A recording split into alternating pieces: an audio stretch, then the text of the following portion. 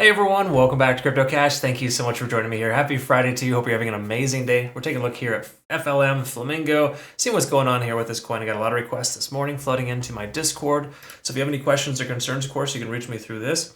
We also have a Twitter, Telegram, and obviously a whole heck of a lot of other social media. So everything's linked down below. If you do want to become part of our premium membership, go ahead and jump on over there. We took some nice profits from Algorand, Lena, and more specifically, Bluezell, 163% in 9 days on only a 5x trade. Okay, so really cool stuff. That's all part of our premium package there. Link down below for our summer sale. Be sure to check that out before month end.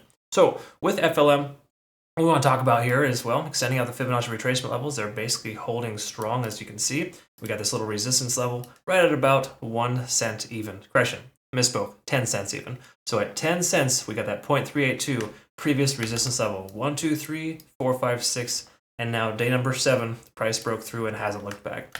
A lot of times when this occurs, it's usually a short squeeze that squeezes the price and the price shoots up, or just an extra amount of volume coming into this coin. And we can see here that there is more volume, but not quite as much as we saw in this large candle, right? But once more, once we average ourselves out above this moving average here on the volume, we can tell that we're going to be able to sustain that price action. So a little early right now, but the main reason why this is off is just based on this previous volume candle. Again, that's not super important to know, but it is important to recognize that volume is a good indicator to kind of see where you're at in the space, right? Because in this specific situation, right, we've got tremendous amount more volume here than even this combined down below, right?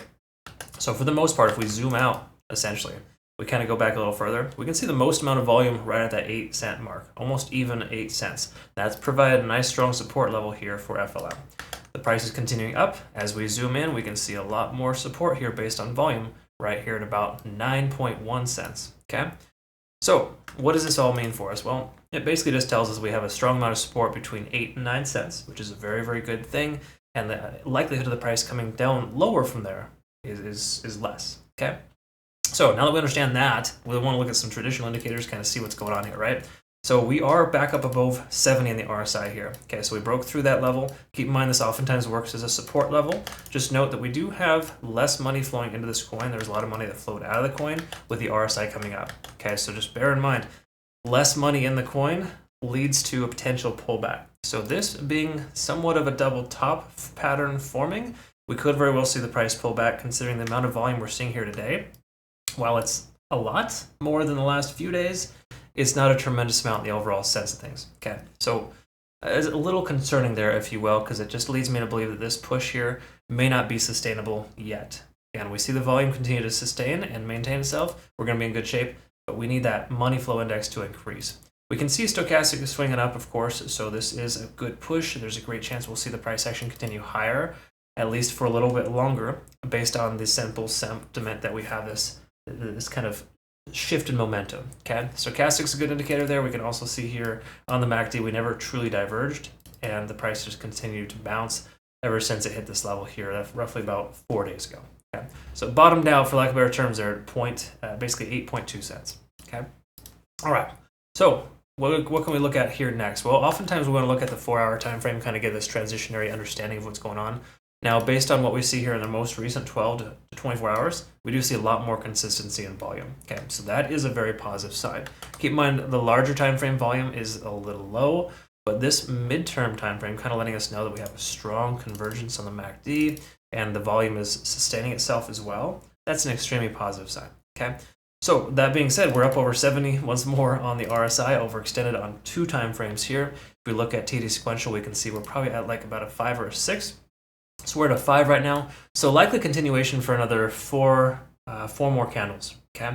And what I mean by that is oftentimes you'll see coins hit this overextended state when it hits a number 9 and then it pulls back. You can see here previously went 36 hours continuation, pulls back a little bit and corrected itself. We could very well see the next correction here soon, but it will probably be in the next 20 hours. It probably won't be right away because this large amount of volume is extremely important, letting us know we should be able to sustain that price action on this time frame here. Okay, we can also see a double bottom here, which is not the most pretty, but we can see that there is 2 bottoms here that was hit and the price has continued upwards ever since. Okay, so a lot of times you can look at those things and kind of identify what that, what's going to happen next with those patterns.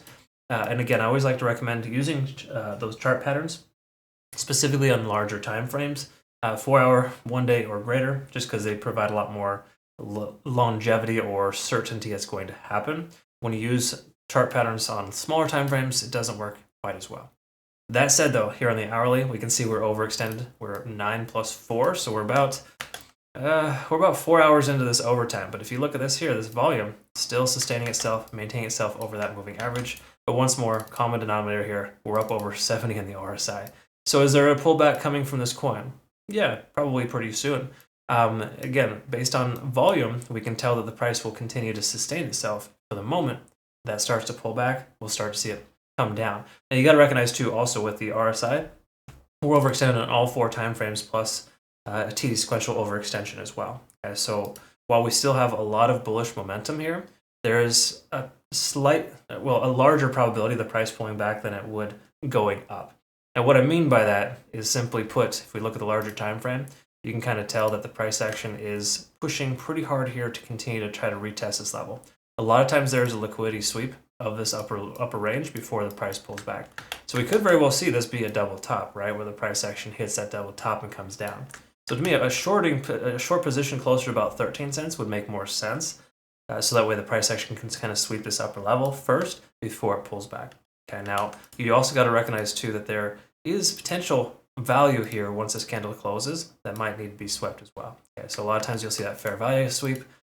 So what I'm getting at here is that this momentous uptrend right now isn't going to stop immediately. It looks like it's going to want to continue based on the amount of volume we're seeing in larger time frames, or more specifically smaller time frames.